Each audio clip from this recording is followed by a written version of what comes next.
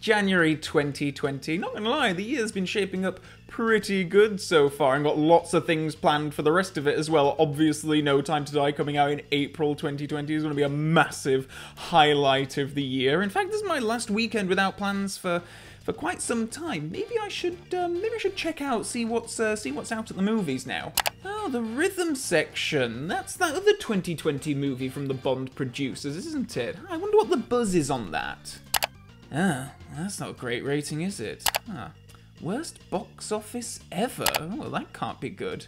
Oh, well, that's not good. Maybe I'll just stay at home for this weekend then. After all, the rest of the year's so jam-packed full of events, I'm hardly gonna be home at all. I'll check the movie out at some point, I'm sure, but who knows? Life's too short. It's not as if I've got all the time in the world. I've got nothing better to do, I guess. Yes, it's the rhythm section! The Eon-produced 2020 release that precisely no one saw, and even fewer people apparently liked. This film came out in January 2020 and quickly disappeared from cinema screens around the world. I would maybe actually have ended up going to see this at the cinema when it first came out, but it didn't stick around long enough. I mean, so few people were going to see this that it lasted about a week in my local multi-screen cinema, and I saw, read, and heard a lot of reviews about it at the time, and the overwhelming majority ranged from meh to rhythm section, more like crap section, and given all the unflattering box office records the film was breaking, I can't imagine I was the only one to give this film a wide and cautious berth at the time. All that being said, I am going to say right off the bat that I actually really enjoyed this film, and I think it's had a really bad rap. Now, I'm not going to go into too many details of the plot or provide any big spoilers, because frankly, I hope more people go and see the film and then make up their own minds about it, but essentially, it's a revenge thriller. Blake Lively plays Stephanie Patrick, a young woman whose close family is killed in a plane crash, and as a result of this grief,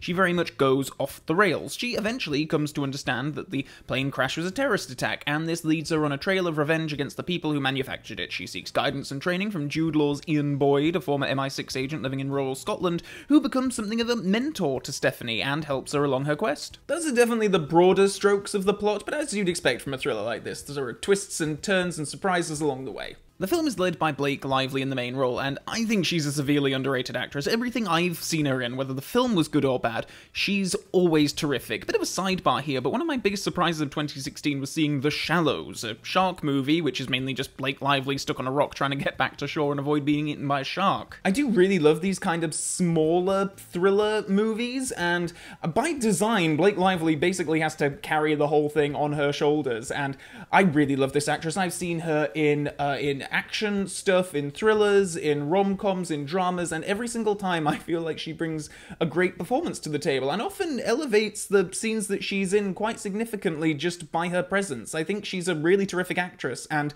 this film is lucky to have her. One of my favourite scenes in the film is, well, it's kind of towards the start, and this isn't so much of a spoiler, but the scene is a test of Lively's character's determination, and she is forced to swim across an ice-cold lock, and it's a terrific scene. The performance, music, the shots, I adored this sequence, and I found it a very effective way of displaying this character's resilience and fortitude, and Lively's performance is so real in the moment. I absolutely loved this, and her too. I adore this actress. I'm really looking forward to the day when she gets that A-list starring role. I think she's long overdue for it. Jude Law and Sterling K. Brown are the main supporting cast members, and they both provide solid work, but really this whole film is about Lively. I feel like I'm missing on seeing a bit more of her character at the start of the film, though, with the character is, well, I guess pre-family dying. I mean, we get a couple of flashbacks, but otherwise we start the film with her in a long state of grieving, and this can be tough on an audience when you're trying to endear us to a character going through such a struggle and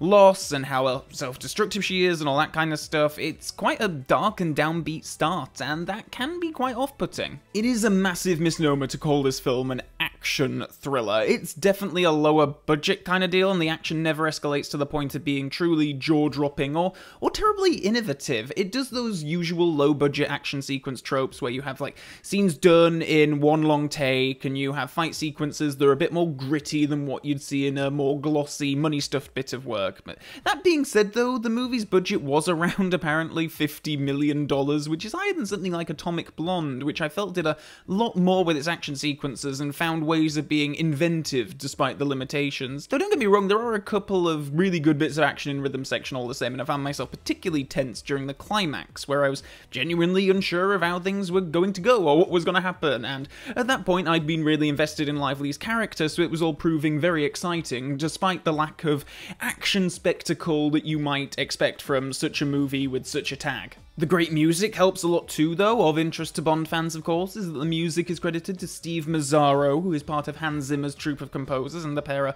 obviously doing the music for No Time to Die. It's also a beautifully shot film, and particularly the sequences in Scotland, which is probably my favourite chunk of the film, where she's being trained and there's some bickering and back and forth between Lively and Law that works nicely. It is during this sequence that we have some very clunky justification for the existence of the film's incredibly poor title. Don't panic, be calm, be still. You gotta get your rhythm section under control, like in music. Heart is the drums. Your breathing is the bass. So yeah, the rhythm section is basically this film's feel the force kind of thing, except use the force Luke is nice and catchy, where think of your heart as the drums, your breathing as the bass, Stephanie, is far from something that will go down in the great lines of cinema history. I know I'm picking on a few lines of dialogue in particular here, and I guess I'm fixating on it because I do think that the title of this film is really bad, and quite possibly a good reason for why it flopped overall. The rhythm section is so clunky and flowery, and it connotates music, which has nothing to do with this film, and it doesn't tell you anything about the film that you're about to see, which, for a film that is, you know, potentially the first in a series, or potentially just standalone, it's like the title has to grab an audience, or at least give a hint at what to expect. Comparing this to Atomic Blonde again, which is a movie that I liked much less than Rhythm Section, but a film with an undoubtedly better title and marketing, the Rhythm Section's main poster is so unrevealing. I mean, what did they think that people were supposed to take from this? It's obviously not a coincidence that both the Blu-ray and the DVD cover arts use very different artwork to the main poster, featuring Blake Lively much more prominently herself, and a couple of helpful taglines which at least go some way to telling you something about the film. Witness the birth of an assassin, and from the producers of James Bond, which is helpful, but even then, the back of the thing still really overeggs the action side of the thing, I think. With nothing left to lose, Stephanie transforms from victim to assassin and discovers that neither revenge nor the truth are what they appear in this action-packed thriller from the producers of James Bond. And I don't know how to say it other than this really isn't a high-octane action film, and I think it kind of, it suffered from people in the marketing team not really knowing how to market this film, and indeed sometimes films just don't fit very neatly into specific sort of holes with which the marketing team know they have precedent for these kinds of things, because it is much more of a slower sort of character piece thriller than some kind of high-octane action fare. Now, some of the marketing obviously capitalized on the fact that this film comes to us from producers Barbara Broccoli and Michael G. Wilson and Eon Productions, and yeah, from the producers of James Bond is not a bad line to sell your spy thriller movie on. I've seen some people refer to that tagline, though, as the reason why the movie might have failed at the box office. Invoking the name of James Bond brings certain expectations of what to expect, and this film is incredibly far away from that. It's something else completely, and much more of a character piece. However, that's only apparent to people who actually went and saw the Rhythm Section, and hardly anyone did. The problem isn't that the tagline about James Bond wasn't representative of the film it was selling, it's that even with that tagline, nobody cared. It was a perfect storm of bad release date, bad marketing, and then bad word of mouth from those who actually did see the film.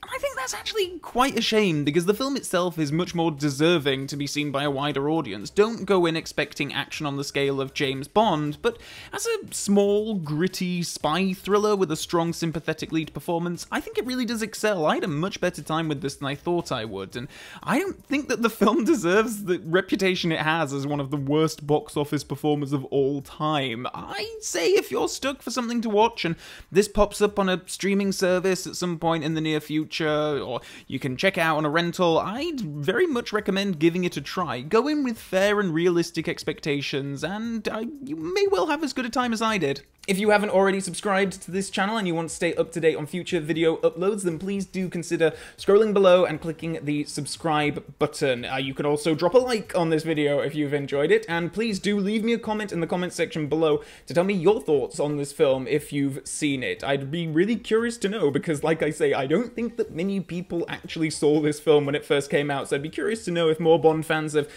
gone to it during this sort of content drought as we await the release of the next James Bond film. It's not very often that Eon Productions releases another film, so particularly with the Bond connection now with the music as well, I'd be really curious to know if more people have seen it. Also below you can find links to my various social media pages, so I have my Facebook page, my Twitter page, and my Patreon page for those of you who want to go one extra step in supporting this channel and throw me a little tip, maybe. Until next time, Bond fans, so long for now.